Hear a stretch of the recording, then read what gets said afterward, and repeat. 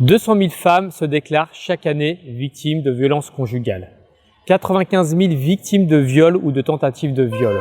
En 2019, 146 femmes ont été tuées par leur conjoint ou leur ex-conjoint.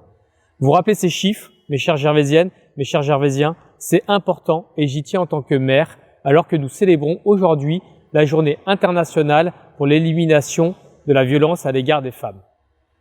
Car avec ces chiffres, nous prenons conscience que les violences conjugales, les violences sexuelles, les violences sexistes et les violences psychologiques, ce n'est pas une question secondaire, comme certains voudraient le faire croire. Non, c'est un sujet majeur de société qui doit collectivement nous préoccuper, surtout dans cette période de confinement qui aggrave ces violences. Il ne faut ni minimiser, ni faire taire ces violences.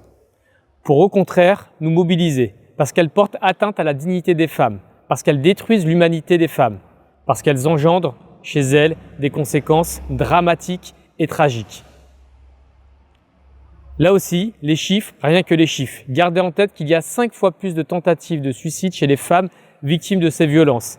Et ces mêmes femmes perdent 1 à 4 années d'espérance de vie. Ne pas minimiser ces violences aussi parce que trop de femmes restent encore muettes face aux violences qu'elles subissent au quotidien et se laissent souffrir dans l'indifférence générale. Pourquoi? Par peur, par honte, car bien souvent leur agresseur est un proche, parfois le conjoint, sinon un supérieur hiérarchique. Pendant ce temps, les violeurs, les agresseurs, les harceleurs vivent dans un sentiment d'impunité. Cette situation est profondément injuste. Mais je le dis avec beaucoup de détermination, il n'y a pas de fatalité, il n'y a jamais de fatalité.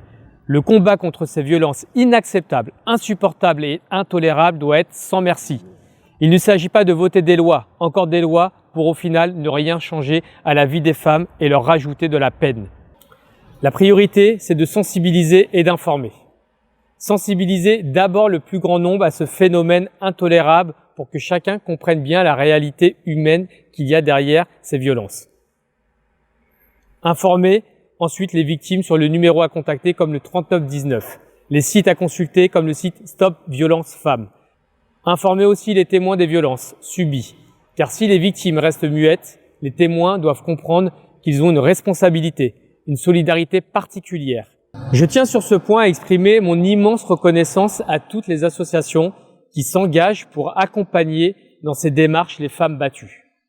Mes chères Gervaisiennes, mes chers Gervaisiens, ma conviction la plus profonde, c'est que ces violences cesseront à mesure que l'on progressera dans ce combat beaucoup plus large que celui de l'égalité entre les femmes et les hommes. Au Pré-Saint-Gervais, avec la municipalité, nous prenons et prendrons toute notre part. Notre ville a adhéré au centre Hubertine-Auclair et la question de l'égalité entre les femmes et les hommes se travaille avec une élue, Marlène Douane, consacrée entièrement à ce sujet. Il faut aussi changer les mentalités. Les préjugés se combattent dès le plus jeune âge. L'éducation à l'égalité commence donc dès l'école. C'est pourquoi nous avons souhaité mettre en place dans les écoles les mallettes pédagogiques d'éducation à l'égalité entre les femmes et les hommes. Je voudrais terminer mon propos en citant Gisèle Halimi, figure historique du combat pour l'émancipation des femmes qui répétait souvent « ne résignez jamais ».